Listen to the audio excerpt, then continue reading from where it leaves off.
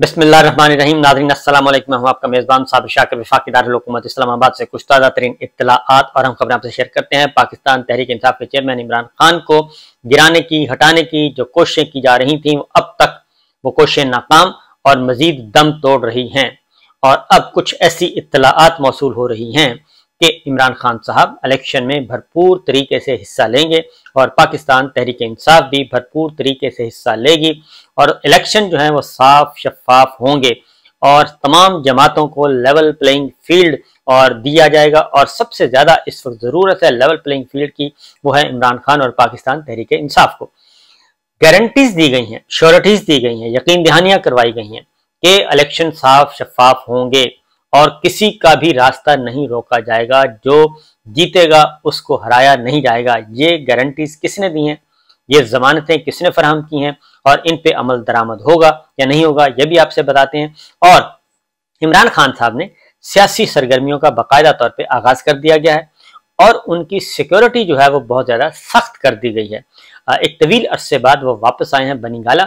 उससे पहले जमान पार्क में थे। जमान पार्क में उन पर बड़े मुसीबतों के पहाड़ टूटे और उन पे अटेम्प्ट्स हुई, पंजाब में खास तौर पे। वजीराबाद से सिलसिला शुरू हुआ जब उन पे कातलाना हमला हुआ। उसके बाद फिर जमान पार्क ऑपरेशन 2 दफ़ा अटेम्प्ट की गई, उसमें वो बाल बाल बचे और फिर वहीं पे वो मुकीम थे। अदालतें थीं और वो थे और पुलिस थी और इमरान खान साहब थे। ये सारे का सारा सिलसिला होता गया और 9 मई के बाद तो फिर आपको मालूम ही है जो कुछ हुआ। क़यामत सुगरा नहीं बल्कि क़यामत कुबरा उन पे टूटी और उसी की वजह से इस वक्त जो है पाकिस्तान तहरीक इंसाफ वो तितर बितर है। लेकिन इन तमाम हालात के बावजूद इमरान खान साहब क्या कह रहे हैं, इमरान खान साहब क्या पुरुमीद हैं, नहीं है, इसके बारे में आपसे बात करूंगा। और उससे पहले जरा ये एक थोड़ा सामने एक तस्वीर रखता हूं कि इस वक्त सिचुएशन क्या है।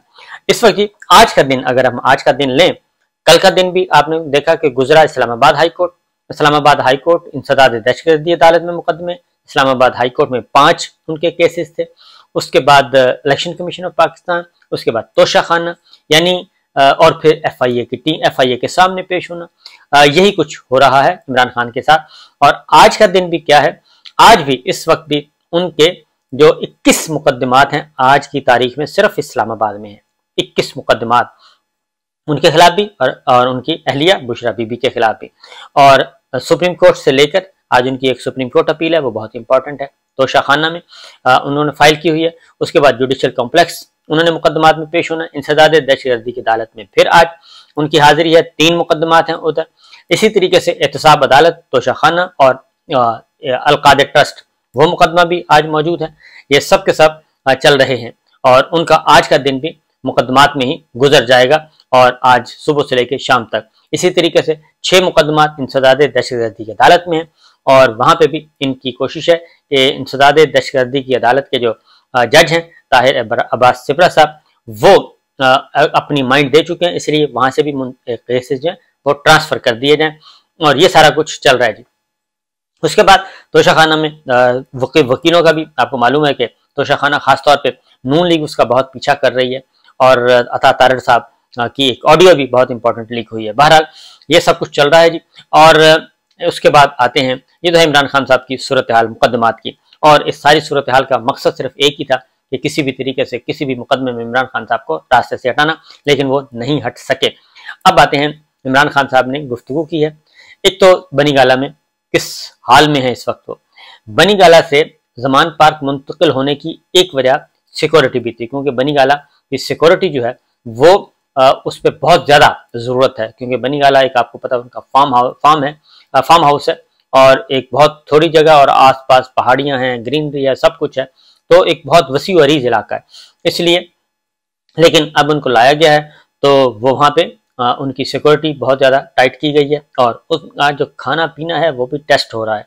जो वो खाते हैं उनको चेक करवाया जाता है पहले कि वो सही है या नहीं है, उसमें कोई जहर वहर देने की कोई चीज़ तो नहीं है, इस तरह का कोई मुज़र सेहत कोई ऐसी चीज़, ये सब कुछ किया जाए। कल उन्होंने सहाफ़ियों से मुलाकात की है, सहाफ़ियों से उनकी मुलाकात हुई है और उसमें जो सहाफ़ियों ने अख्ज़ किया है और उसमें मुख्तलिफ सहाफ़ियों ने मुख्तलिफ सवालात भी किए, तो उसमें बुनियादी जो नुक्ता है उन्होंने कहा जी कि मैं बिल्कुल पाकिस्तान तहरीक इंसाफ इलेक्शन में हिस्सा लेगी اور ضرور لے گی، اور خان صاحب نے کہا کہ ہمیں پورا امید ہے کہ ہم جیتیں گے۔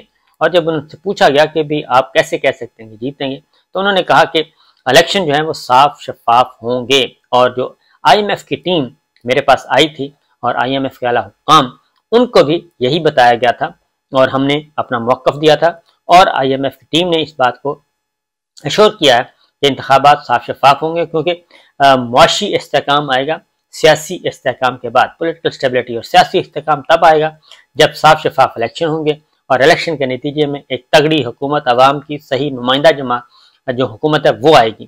تو اس وقت جو جتنے بھی سرویز ہیں وہ یہ بتا رہے ہیں کہ اگر صاف شفاف الیکشن ہوتے ہیں تو پاکستان تحریک انصاف کلین سویپ کرے گی، لیکن پیرالل کچھ جو انتظامات کیے جا رہے ہیں اور وہ نون لیگ کر رہی ہے، اور نون لیگ جانے سے پہلے ایک کام کرنا جا رہی ہے پنجاب میں خاص طور پہ، کیونکہ دن بہت تھوڑے رہ گئے ہیں۔ ان کا خیال ہے کہ ایک کچھ امینڈمنٹس بھی کر رہے ہیں۔ امینڈمنٹس کی پہلے سن لیں ذرا، اس کے بعد خان صاحب کی طرف آتا ہوں۔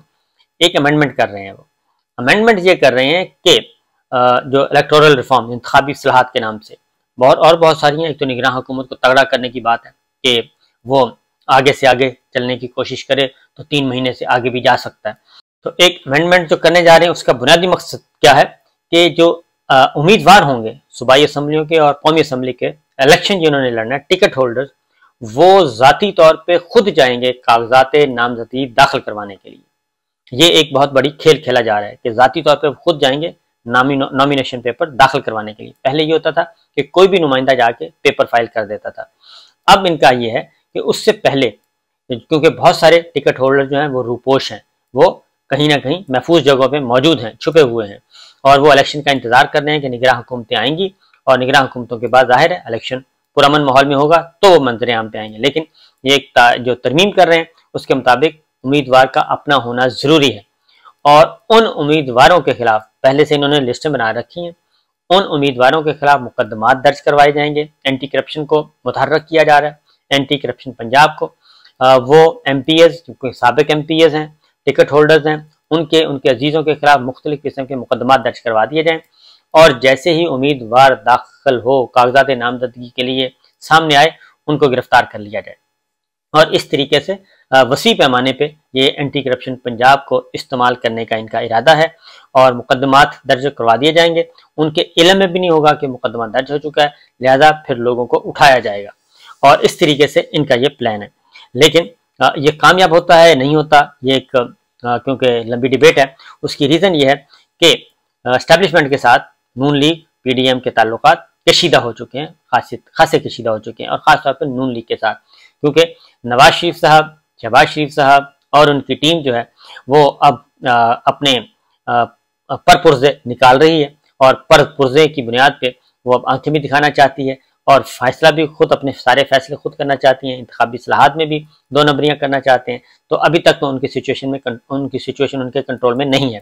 بہرحال یہ اگر ترمیم ہوتی ہے تو ترمیم خطرناک ہوگی۔ پھر انہوں نے جو لسٹیں بنائی ہیں، جو مقدمات ہیں، ان کی بنیاد پہ ٹکٹ ہولڈرز کو غائب کر دیا جائے گا، ان کو گرفتار کر لیا جائے گا، ان کو جیلوں میں ڈال دیا جائے گا، ان کو مقدمات میں الجھا دیا جائے گا، اور تاکہ ان کو میدان صاف ملے نون لیگ کو پنجاب میں۔ تو یہ کوششیں کی جا رہی ہیں، لیکن مجھے لگتا نہیں ہے کہ اس میں کوئی کامیابی ہو سکے گی۔ بہرحال آگے بڑھتے ہیں۔ عمران خان صاحب سے 2-3 باتیں، بلکہ ان سے 5-7 سوالات جو امپورٹنٹ ہیں۔ نمبر 1، وہ بہت کانفیڈنٹ ہیں کہ الیکشن ہوں گے اور صاف شفاف ہوں گے، اور وہ پاکستان تحریک انصاف الیکشن بآسانی جیت جائے گی، اور جیتنے کے بعد پھر پاکستان تحریک انصاف جو ہے وہ اپنا ایک پلان لے کے آئے گی، معاشی استحکام کے لیے، سیاسی استحکام کے لیے، سب کے لیے وہ لے کے آئے گی۔ دوسرا، انہوں نے کہا کہ نون لیگ کی بڑی کوشش ہے، ان کی بہت کوشش ہے الیکشن سے فرار ہوں، لیکن جو آئی ایم ایف کی طرف سے گارنٹیز ہیں اور عالمی برادری کی طرف سے، انٹرنیشنل کمیونٹی کی طرف سے، کہ جمہوریت کا تسلسل ہونا چاہیے، الیکشن صاف شفاف ہونے چاہیے، اس لیے خان صاحب کہتے ہیں مجھے پورا امید ہے۔ اب جو چھوڑ کے گئے ہیں پارٹی، ان کے بارے میں انہوں نے کہا کہ بہت سارے لوگ جو ہیں وہ واپس آنا چاہتے ہیں، بہت سارے لوگ واپس آنا چاہتے ہیں، اور وہ پھر وقت فیصلہ کرے گا۔ یہ میرے انٹرویو میں بھی انہوں نے کہا تھا کہ یہ پھر کیس ٹو کیس ہم جائزہ لیں گے، لیکن کچھ لوگوں کے بارے میں انہوں نے بتا دیا، کچھ لوگوں کے بارے میں وہ سخت ہیں، کچھ لوگوں کے بارے میں بالکل ابھی تک سافٹ سپوکن ہیں۔ عثمان بزار صاحب کے حوالے سے انہوں نے کہا کہ نہیں، بالکل ان میں پریشر بہت تھا، انہوں نے کوئی کرپشن نہیں کی، انہوں نے سیاست ہی چھوڑ دی، اس لیے وہ کسی اور طرف نہیں گئے اور پی ٹی آئی کے اگینسٹ نہیں گئے، لہٰذا انہوں نے پالیٹکس چھوڑ دی پریشر کی وجہ سے۔ اس سوال پہ جو ناقدین ہیں وہ بڑے حیران ہیں کہ عثمان بزدار سے سارا جھگڑا شروع ہوا تو خان صاحب ابھی بھی عثمان بزدار صاحب کے طرفدار ہیں۔ بہرحال خان صاحب کا جو یقین ہے عثمان بزدار صاحب پہ وہ متزلزل نہیں ہوا۔ اس کے بعد ان سے پوچھا گیا اور دیگر رہنماؤں کے بارے میں۔ شیریں مزاری صاحب کے بارے میں انہوں نے کہا بہت افسوس ہے کیونکہ ان کے ساتھ ان پہ پریشر بھی بہت تھا اور ان کے جانے کا مجھے بہت افسوس ہے، یعنی کہ پازیٹیو سینس میں۔ محمود خان، انہوں نے کہا جی محمود خان جو وزیر اعلیٰ خیبر پختونخوا تھے، انہوں نے کہا کہ ان سے ایک دن پہلے میں نے پوچھا کہ آپ جا تو نہیں رہے؟ انہوں نے کہا کہ مجھے بتا رہے تھے محمود خان کے بڑا پریشر ہے، زبردست بہت پریشر ہے، بہت پریشر ہے۔ تو خان صاحب نے کہا میں نے پوچھا کہ بھئی آپ جا تو نہیں رہے؟ تو کہتے نہیں میں نہیں جا رہا۔ تو اگلے دن وہ چلے گئے۔ تو اسی طریقے سے پرویز خٹک صاحب کے بارے میں انہوں نے کہا جی کہ ہم نے ان کو وہ کہتے ہیں کہ سی ایم بنایا، پھر ڈیفنس منسٹر بنایا اور ان کو باعث عزت دی، لیکن وہ گئے اور انہوں نے اپنا راستہ انہوں نے میرے ساتھ فریب کیا، دھوکہ دیا، وہ اس پرویز خٹک صاحب کے بارے میں۔ تو اس طریقے سے باقی جو وہ کہتے ہیں کہ مجھے کوئی کسی قسم کا خطرہ نہیں ہے۔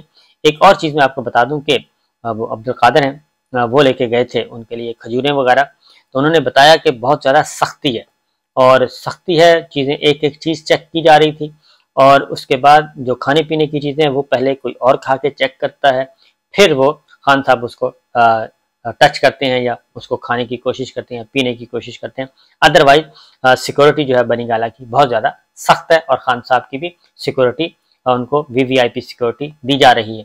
تو یہ جو ساری چیزیں ہیں اس سے دو تین باتیں بڑی کلیئر ہوتی ہیں کہ یہ جو پلان نون لیگ کا خیال ہے کہ خیال تھا اور خیال ہے، تو وہ خیال جو ہے وہ اب میرا خیال ہے خام خیال ہوگا کہ ان کو آؤٹ کرنے کا جو پلان ہے۔